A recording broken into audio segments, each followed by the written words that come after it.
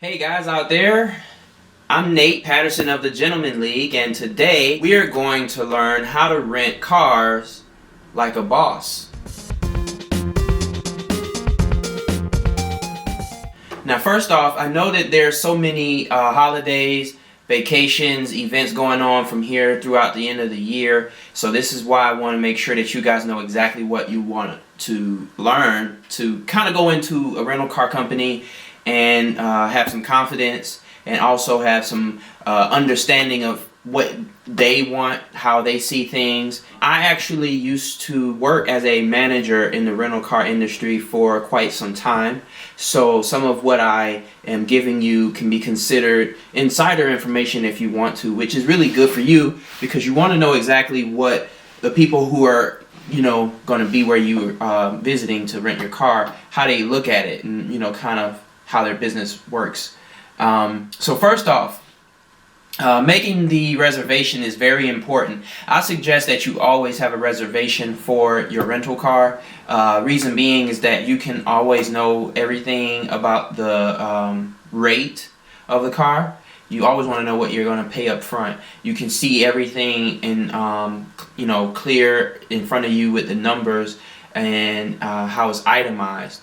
I always suggest making a reservation online and having an email sent to you as a confirmation. I never bring in printouts.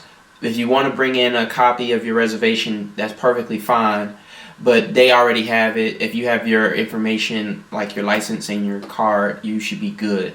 But I will say that if you make a reservation on the phone, you just may want to make sure you get a confirmation of the rate and the details, because there are times where there are items that are included in the reservations that you make with the location that may not be what you expected. It may be more than just the rental. So just be mindful of that when you go in to rent.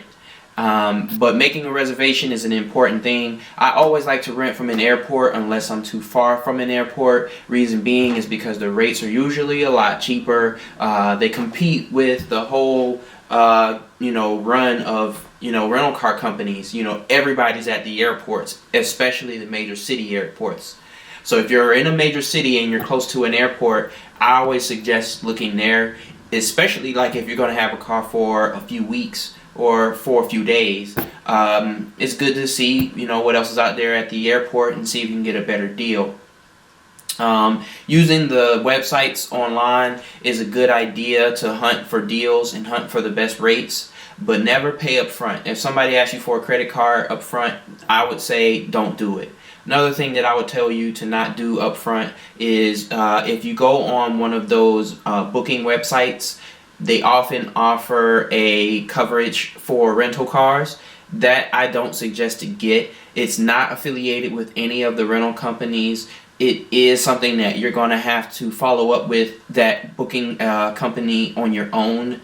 And typically you end up having to be responsible on the front end anyway. And any benefits related to that booking company is going to be reimbursement related. To me, getting reimbursed is an inconvenience, so I don't really like to do anything like that. Plus, they do charge a little bit less than the rental car company, but it's always best to have the real peace of mind that you expect when you do get coverage for a car. That's neither here nor there, but let's just move on to the next aspect of renting a car like a boss. Approaching the counter. When you go to the location, whether you're at an airport or whether you are at a regular location in a neighborhood, you always want to have, obviously, your license and your credit card. If you have a credit card, I suggest you always use it. You can always switch your payment from your credit card to your debit card when you return, but quite often your credit card has perks that will kick in when you use it for a rental car.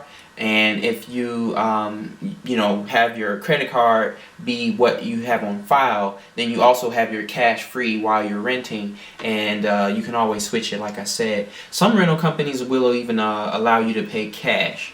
So that's actually something that may benefit you at some point. If you are flying into the airport and you plan on using your debit card, make sure that you have your flight info for when you leave.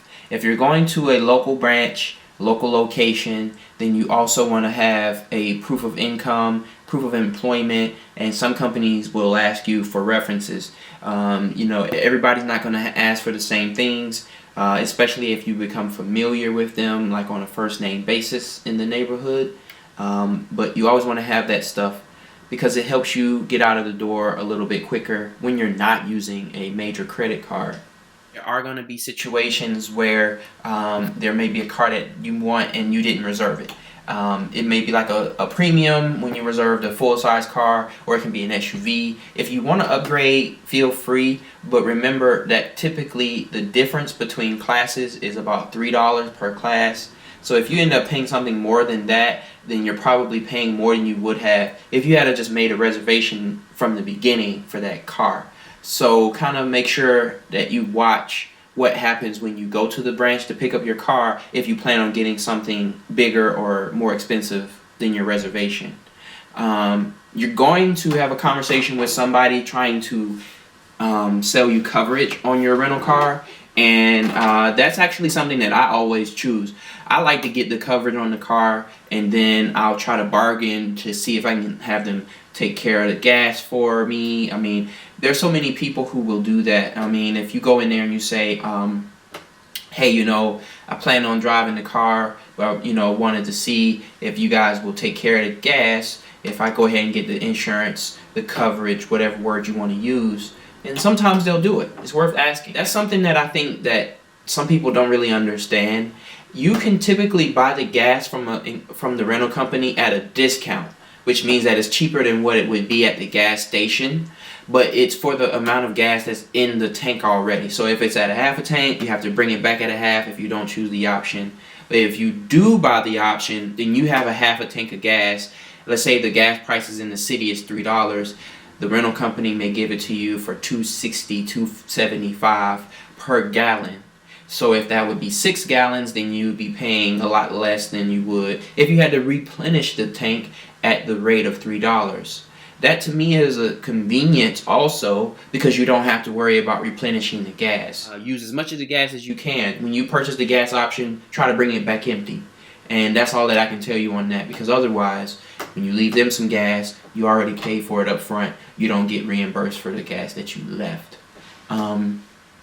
But the main thing that most people are going to want to talk about is the insurance coverage. I mean, they're going to want to push that because it does cost between $15, maybe $25 a day extra.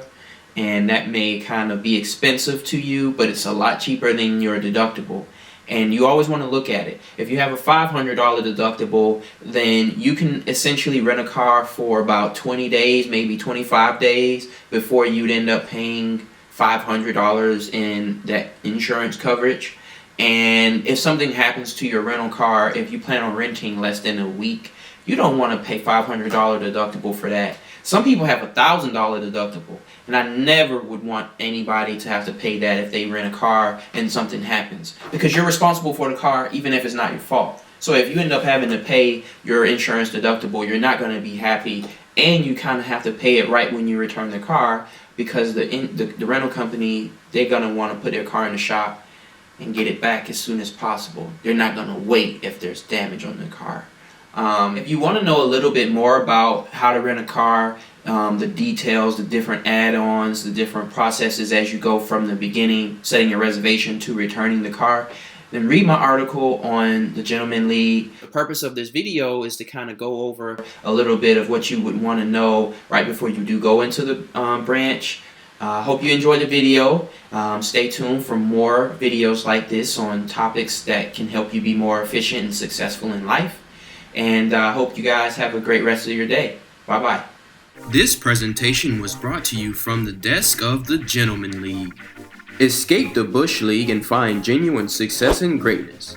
Visit www.thegentlemanleague.com, The Gentleman League on Facebook and YouTube, and follow @TheGentLeague on Twitter.